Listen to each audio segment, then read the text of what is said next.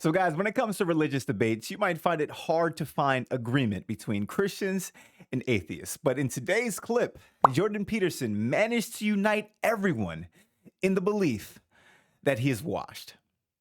So do you believe in the all-knowing, all-powerful, all-good notion of God? What do you mean by believe? Do you think it to be true? That's the circular definition. What do you mean How when is you that say you circular? believe? How is that circular? Because you added no content to the answer by substituting the word true and believe. Guys, real quick, I'm going to just give you the TLDW if you don't want to watch the rest of this clip, or you're just curious, how does the rest of this Jubilee video go? Guys, it goes exactly like this. Jordan Peterson will make a claim and he will ascribe a certain belief to the atheist. They will then try to challenge him on that belief and ask him about a position that he's taking. He will never commit to any position and he will never clarify anything ever.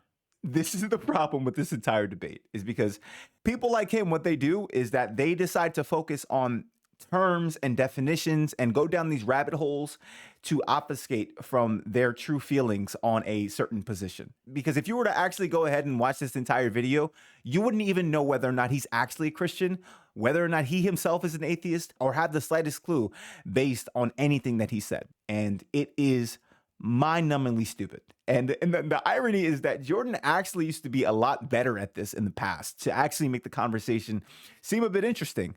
But, you know, he's kind of been in right-wing circles for a little bit, just like in a bit of a hug box. And he hasn't really had to do this as of late. And so actually jumping out the gate with a whole bunch of dudes who are very, very sharp and do this often, he got cooked for an hour is basically how this goes. So that's the TLDW, but we're going to watch the rest of this clip together and we're going to get a perfect example of someone who refuses to answer a question or clarify their position for whatever reason. Let's keep it going. I said you think it to be true. All right. So if What's you a believe belief? something, you stake your life on it. What do you mean by that? You live for it and you die for it. That's what I mean by that. It isn't something that you say. It isn't something that's associated with logical consistency. It's not declarative. It's not propositional. It's not a figment of your imagination. It's the presupposition of your attention and your action. And you're either fragmented, in which case you worship multiple gods, or there's some unity at the bottom of it that makes you an unstoppable force. Okay, so you're saying that you don't believe something if you wouldn't die for it? Not really, no. That's exactly what he was saying. And this is exactly the problem, because he said all of those things and he went down that rabbit hole and tried to make a simple yes or no, a grandiose statement, a grandiose gesture. He kind of like, he's going to start the virtue signal on a separate point later, and we're going to see it together. And instead of just answering, and when I believe the other dude on the other end, his name is Parker, simply looks at him and says, "Oh, by the way, is this what you mean?" In like a few words, he answers no, when it is exactly what it is that he means. He will never, ever commit to a position. Let's keep going. Oh. Okay. So then, How would you define belief? Something you say? Can I explain? Like, I could believe it is the case that this pen exists, but if someone like threatened my life, right, I would lie in order to be able to save my life, right? Like, I think you would do that too. You wouldn't lie to save your Don't life? be so sure. You wouldn't lie to save your life? How much do you know about me? I didn't lie to save my career. I didn't lie to save my clinical practice. Would you lie to like save your children, your mom, your dad? I don't think lying would save them. Okay. See, see, what we're going to watch right here is that they are going far away from what the original question was. And now they're into this discussion about lying and whether or not you should or shouldn't do it. But I think when we're having this discussion, I think we can all agree that there are probably situations in which it would make sense to, right? And so when he starts to grandstand and tries to virtue signal about, hey, I'm never going to lie about anything, then he gets asked a reasonable question. Well, is there a scenario in which lying would make sense to save the life of a family member or a friend? And now he's trying to turn around and saying, I don't think lying would actually save them. And this is when he realizes that he's in a hole and he's going to try to dig himself out, and it's not going to work. Let's keep it going. Can there ever be a circumstance logically that lying could save someone? Yeah, and if you're steeped in sin, you're likely to live in circumstances like that. I'll give you an example. If you're like in like Nazi Germany, and it is the case that there's like Jewish people in your attic and you're trying to protect them, would you lie to like the Nazis? If I they're would have done asking? everything I bloody well could, so I wouldn't be in that situation you to lie? begin with. It's a hypothetical, and it's You not can't answer answerable. hypotheticals? No, I can't answer a hypothetical like What? that because Did it's you eat far. today? Okay. Guys, we are pre-virtue signal right now. He's about to go on a big virtue signaling rant for a second here, but I just need you guys to understand. Literally, whenever you are having these conversations, because you were just two people trying to expand and give the clearest possible example for your thought, we're always using hypotheticals. Using hypotheticals and also being able to engage in those hypotheticals is a practice of good faith debates. And that's the main point here. He is absolutely not a good faith debater because he will never engage in the hypothetical. He will never actually commit to a point, and he will do everything he can, whether it be virtue signaling, whether it be trying to clarify a definition that he already knows the answer to, or whether it be completely derailing the conversation entirely. He will do everything he can to simply not commit. And what we're about to see right now is him go on a massive grandstanding session for no damn reason.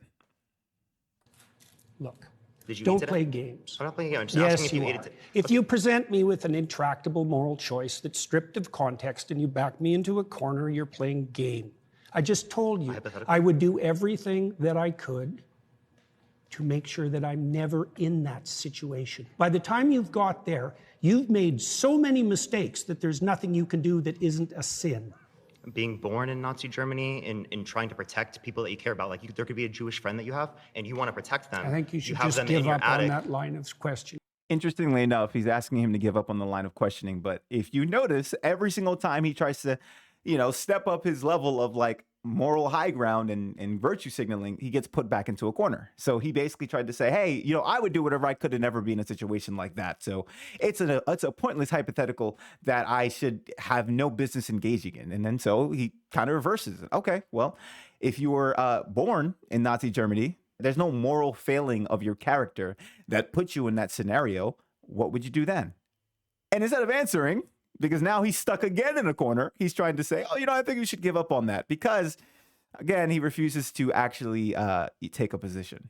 The most weaselly, ridiculous bad faith debaters you've ever seen do BS like this. Let's keep it going. Give up on just like trying to clarify your position? Because you I don't did like, are you like clarify. uncomfortable with me asking this question? It's just a By the way, I don't know who that is, but she is probably like one of the only black atheists that you're gonna find. Black female atheists that you're gonna find. And not too much, not too much of them, but a little joke there. Let's keep it going. basic hypothetical. Like I could ask It's you. just a did you- basic yeah, yeah. hypothetical Like, where you like, if you- put Jews' lives at stake in Nazi Germany. That's just a basic hypothetical. Obviously, you would lie in that scenario to save their life, but you're like not trying to answer this question for some reason. I just told you why. Are you anti-fascist? Like, so you're Why are anti-fascist? you asking that? I was just All right, I see what you're trying to do, Parker. Was not a funny joke. Glad you kept it moving because that was terrible. But yeah, let's keep going. asking, just clarifying. But like, okay, again, you're not answering this hypothetical because you know it shows that you clearly would lie to save I'm someone's life. answering it in Obviously, a that's manner not you what truth don't is. find acceptable. Obviously, 'cause I care about you're- truth. I wouldn't be in that scenario. Obviously, right? Logically, because that's No. already happened. Like that's in the past. You don't have a time travel device. We're bringing this logical hypothetical up to show you that in some circumstances that do happen within the real world, you would lie to save people's lives. So your definition of truth isn't actually how we're typically using it. So what you're trying to do is you're trying to muddy the waters when I ask you, like, do you believe this? Do you think this to be true? So you don't actually have to answer the questions. And plenty of Christians don't like that because they clearly see that you don't really like want to be associated with I can Christianity with that imagine respect. that I was in a situation where the best I could do as a consequence of my previous mistakes was to tell the least amount of lie I could manage. All right. So after getting cooked just now, he realized I got to say something. And so he brings himself to say, I will say the smallest possible lie. Okay. No duh. It's a hypothetical. We're talking life or death here. It's not like the trolley problem, right? If you go this way, you take out one person or two people. You go that way, you take out four. Which direction do you go? It's nothing crazy like that. It's like, do you lie to save the lives of people you care about? Could you ever find a position where you would lie to save the people you care about or people who should be saved in the first place? And he simply couldn't engage with the hypothetical because he's simply bad faith. Like, we are so far from the original question here that, like, like if you don't even know what it is, you might have forgotten what it was at this point. But this is what happens this entire Jubilee episode, by the way. It's still a good episode, but it's very frustrating because you don't walk away really getting anything from what could have been a very interesting conversation. Let's keep going. But that would likely indicate that I had made all sorts of catastrophic errors on my way there. So you would lie to save someone's life. So again, you do believe it to be true in that circumstance, even though you lied in that scenario. So Not clearly that's without not what the you see to be true. context that I put it in. You were not willing to die for it. You were not willing to let other people die for it. So that's not what you see to be true then, seemingly. You're doing exactly what I said you were doing at the beginning of the conversation. You're generating an impossible, restricted, hypothetical with no precursors to back me into a How's corner. it possible? Is there something contradictory about it?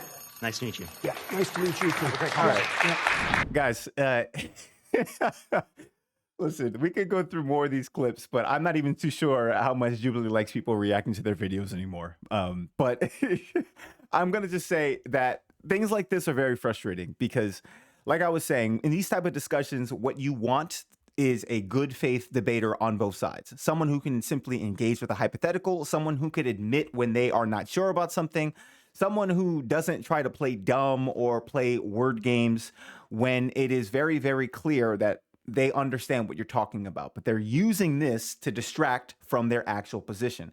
And that is really the issue with this entire Jordan Peterson conversation and with a lot of conversations, because I've seen him before in Christian versus atheist debates where he was supposedly supposed to be the Christian and he simply could not take a real position. Basically, the kind of dude he is that he wants to say something and never get challenged on it. And if that's what you want to do, that's fine. Go back into your right-wing echo chamber where you get to just talk all day and say whatever you want and never have anyone challenge you. But if you're going to accept the invite to do a 20v1, then actually engage in the 20v1, because this was embarrassing. And what it is very clear to me now is that he's been out the game so long in having these discussions that he is simply washed. That's my perspective. What's yours? Let me know in the comments down below. Like the video if you haven't already, and subscribe, as I got much more content like this on the way. So until next time, YouTube, peace.